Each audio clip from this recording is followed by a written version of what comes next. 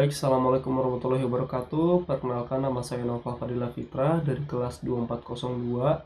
Dan pada video kali ini saya akan menjelaskan beberapa kode dan juga mengerjakan soal dari tugas pendahuluan di mata kuliah praktikum data mining. Oke, di sini sekitar ada 13 soal yang perlu dikerjakan. Untuk soal pertama sendiri, kita menggunakan dataset yang disediakan pada link yang sudah disediakan. Dan berikut adalah isi dari dataset yang dibuka dari link yang sudah disediakan. Lalu nomor 2, jelaskan langkah-langkah membuat notebook baru di Google Colab hingga siap digunakan. Oke, langkah pertama, kita buka Google dan kita ketik Colab. Dan di sini adalah linknya developers.google.com/colab. Oke, setelah itu kita bisa langsung buka di kanan atas yang tulisannya Open Colab. Dan langsung muncul bagian pop-up seperti ini. Kita bisa langsung klik di New Notebook di sini. New Notebook. Oke, kita tunggu karena lagi buat filenya. Oke, kalau udah, ini kita close aja. Dan di sini ada penamaannya. Nah, ini penamaannya penting biar nggak ketukar sama yang lain juga. Misalkan tugas pendahuluan praktikum data mining. Oke, setelah udah, kita klik di sembarang aja dan ini sudah ke save di link drive yang akun Google kalian masing-masing. Oke, dan di sini kalian langsung bisa kode, langsung bisa import dan lain semacamnya. Di sini untuk runnya di sini, dan kalau mau run all, ini bisa pencet yang di sini, terus di sini nanti bakal kita bisa nambahin teks buat catatan, dan ini nggak bakal dieksekusi, ibaratkan kayak komen. Lalu kita bisa nambahin kode lagi di bawahnya, misalkan kode yang lain. Oke, kalau misalkan udah dua-duanya gini, kita nggak perlu run satu-satu kayak gini, tapi kita bisa langsung run semuanya. Nah, begitu. Oke, untuk soal yang ketiga, jelaskan langkah-langkah menghubungkan Google Colab dengan Google Drive sebagai tempat penyimpanan dataset. Dan tampilkan sintaks yang digunakan. Oke, yang pertama, kita download dulu datasetnya di sini. Jadi Microsoft Excel. Ini udah di-download. Lalu, kalau udah di-download, kita upload ke Google Drive akun kalian masing-masing. Misalkan di sini kita punya akun Google Drive di sini. Nah, saya udah masukin Google Drive sini, lalu klik titik 3, bagikan. Dan di sini jangan lupa visibility-nya akses ke editor atau pelihat. Lalu kita salin link. Nah, di sini ada beberapa perbedaan kalau misalkan kita pengen sharing sama upload ke bagian Python-nya. Oke, untuk cara upload Python-nya sendiri itu seperti ini. Jadi sebelumnya linknya itu kan bentuknya seperti ini, sharing, ya kan? Nah, tapi sekarang kita ganti slash sharingnya ini, slash sharing kan sebelumnya share sharing nih. Nah, ini nggak perlu sebenarnya. Ini kita ganti dengan export format CSV seperti ini. Ini baru bisa dibaca sama Python-nya. Kalau enggak, ini nggak bakal bisa. Oke, kalau udah, kita lanjut ke soal nomor 4. Tuliskan sintaks untuk mengimpor library pandas di Google Colab. Jelaskan peran dan fungsinya dalam membaca dataset. Oke, nomor 4. Ini. Untuk yang pertama adalah import pandas as pandas. Nah, pandas ini digunakan buat melakukan operasi statistika ya, gitu. Statistika. Nah, di sini ada aspd. Aspd ini kita cuman buat buat variabel baru, kayak kita mengaliaskan si fungsi pandas ini jadi pd gitu, atau kita pds atau pda itu bisa. Lalu untuk soal yang kelima, tulis sintaks membaca dataset ke data frame pandas dari Google Drive. Oke, ini adalah sintaks yang digunakan untuk mengimpor URL ini variabelnya, lalu diisi dengan link yang dari Google Drive tadi. Lalu kita membuat variabel lagi, df, Nah, kita baru di sini menggunakan fungsi PD. PD tadi adalah fungsi pandas. Pandas ini untuk membaca data-data CSV. Lalu read CSV, separate values di file URL tadi yang udah kita buat isinya. Oke, lalu untuk soal nomor 6, tuliskan sintaks untuk menampilkan 10 baris pertama dari dataset. Nah, untuk menampilkan 10 baris pertama, kita menggunakan fungsi yang namanya dfHead. Head ini berarti di baris pertama 10 dengan kita isi value parameternya itu 10. Kalau kita lihat di sini ada 10 baris. Ini 0 termasuk ya, jadi sampai 9 doang. Ini adalah isi dataset yang masih belum kita papain, masih natural dari CSV-nya sini. Lalu kita lanjut ke nomor 7. Tuliskan sintaks untuk menampilkan 10 baris terakhir.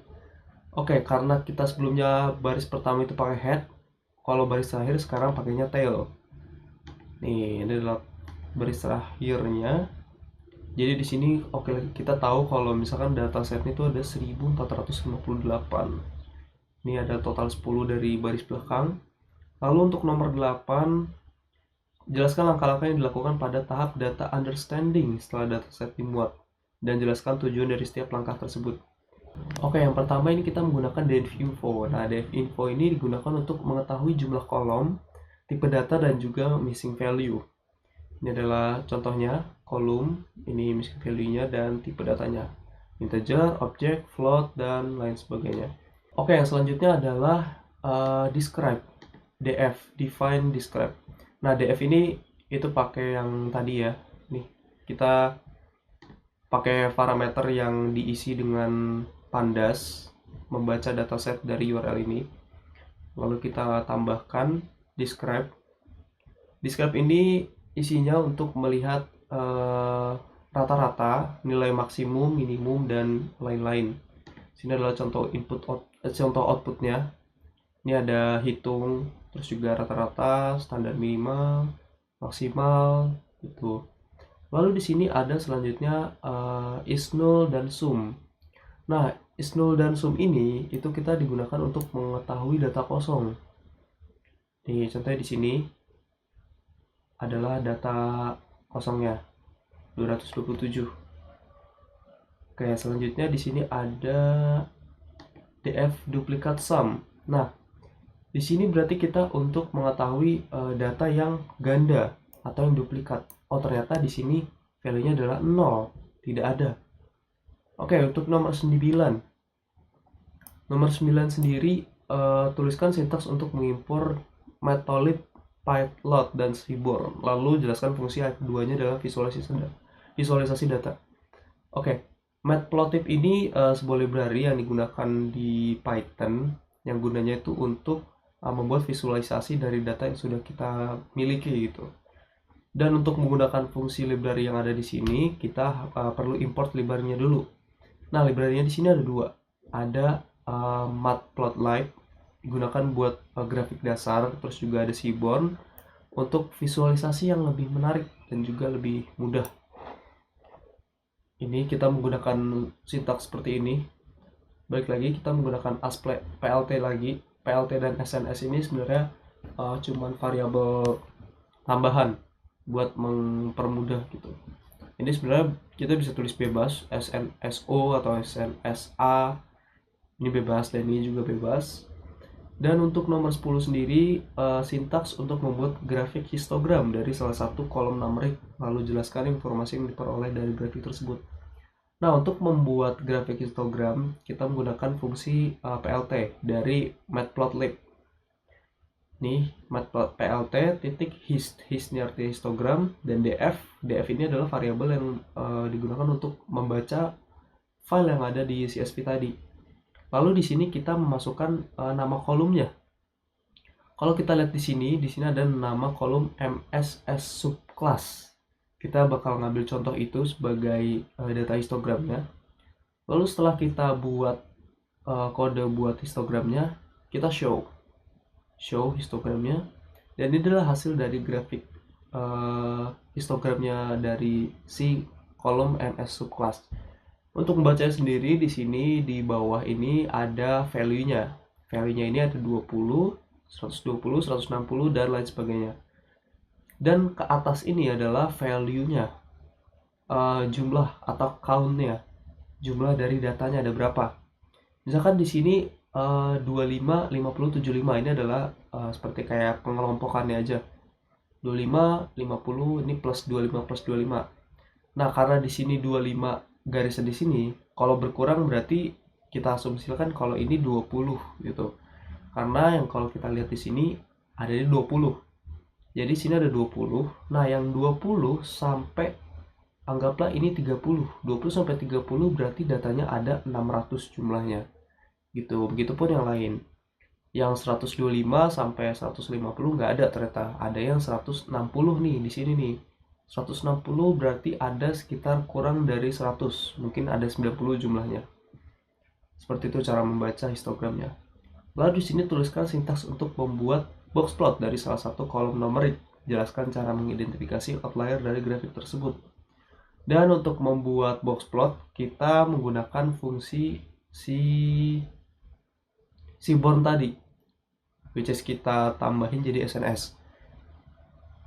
Di sini kita pakai SNS, fungsinya box plot, lalu X sama dengan df yang tadi. Untuk membaca, lalu kita isi lagi kolomnya. Nah, kolomnya di sini kita menggunakan kolom yang sama, yaitu ms subclass. Setelah itu kita langsung show saja untuk grafiknya. Dan ini adalah hasil dari grafik si box plot tadi. Nah, di sini kita bisa lihat outliernya dari grafik yang ada di sini itu sangat tinggi ya. Karena di sini ada yang namanya titik keluar garis atau yang dinamakan whisker. Nah, whisker itu yang bagian sini. Ini adalah Q1, Q2, dan ini adalah whisker. Kalau ada data yang di luar dari whisker, itu berarti udah outlier. Nah, karena di sini whiskernya sekitar 120, dan ternyata di sini ada titik-titik. Ini outlier namanya. Titik-titiknya jauh nih, ada di 150 sampai 175 ke atas. Oleh karena itu, kita bisa lihat kalau di sini outliernya berarti tinggi. Gitu. Dilihat dari titik-titik ini dan juga whisker ini. Kalau melebihi dari whisker ini ke kanan, berarti dia outliernya kanan.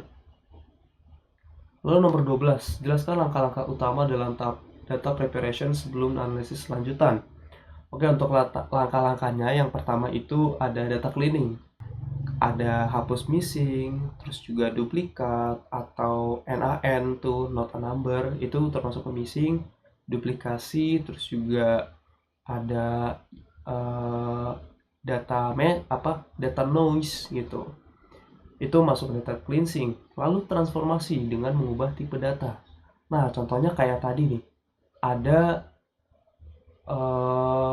misalkan jenis kelamin. Itu ada laki-laki dan juga perempuan. Nah, untuk mempermudah penilaian dan juga untuk mempermudah analisisnya, maka kita menggunakan encode. Encode dengan katakanlah si laki-laki ini menjadi 0 dan perempuan menjadi 1. Dan karena cuma ada 0 dan 1, jadi lebih gampang buat hitung gitu karena udah kita transformasi tipe datanya dari string ke integer. Lalu langkah ketiga ini ada normalisasi dengan scaling data. Dan lalu yang ketiga ini ada normalisasi dengan scaling data. Selanjutnya fitur selection dengan memilih kolom penting. Jadi nggak semua kolom yang kita gunakan itu penting ya. Dia ada beberapa yang harus kita seleksi. Dan nomor 13, jika terdapat missing value, outlier, dan data duplikat, jelaskan metode penanganan yang dapat dilakukan untuk masing-masing kasus beserta kelebihan dan kekurangannya. Oke, untuk yang pertama, missing values. Pertama kita bisa menggunakan fill NA. Fill artinya kan mengisi, NA, not a number. Kita ngisi yang not a number dengan 0. Ini adalah fungsinya 0 in place, true. Ditempatkan, benar. Lalu kita taruh nih fungsi yang tadi dengan cara edf.dropNA. Untuk kelebihannya sendiri itu dia mudah karena cuman 0 in place true gitu aja. Tapi kekurangannya itu bisa bias. Bisa jadi datanya ini gak jelas gitu. Nah, di sini contoh data yang udah kita ubah jadi nol. Itu kalau kita lihat di data normalnya, di sini ada array. Kolom array, di sini NA, nota number, semua NA. Di sini ada pave. Kalau kita lihat hasilnya di sini, yang namanya array, ini nol semua. Karena yang NA tadi udah kita ubah jadi nol. Gitu. Dan untuk outlier sendiri, kita bisa menggunakan cara hapus IKR atau Z-score. Nah, kelebihannya itu datanya bisa lebih normal, dan kekurangannya sendiri bisa menghilangkan informasi penting. Contohnya ini, duplikat. Kita bisa menghapus duplikat dengan cara df drop duplicates. Menghapus data-data yang duplikasi, yang ada lebih dari satu, dua, tapi datanya value-nya sama. Dan di sini untuk kelebihan sendiri, itu yang pertama datanya lebih valid, dan kekurangannya harus hati-hati karena tidak semua 100% sama. Misalkan ada data transaksi yang dimana di situ ada username yang sama, itu dia order 2 kali dan barangnya pun sama. Nah, kalau kita pakai fungsi drop duplicates, itu mereka bakal bertimpang tindih, dan itu sebenarnya fair aja, dan itu bukan termasuk ke redundant atau duplikat, karena itu walaupun data transaksinya sama, tapi nggak seluruhnya sama gitu, jadi tidak 100% gitu. Oke, berikut sudah saya jelaskan dari 13 soal yang ada di tugas pendahuluan ini. Mungkin sudah saya cukupkan dari sini. Oh, kita run semua nih. Ini adalah hasil-hasil yang sudah dibuat tadi, sudah sesuai. Oke, mungkin sekian. Assalamualaikum warahmatullahi wabarakatuh.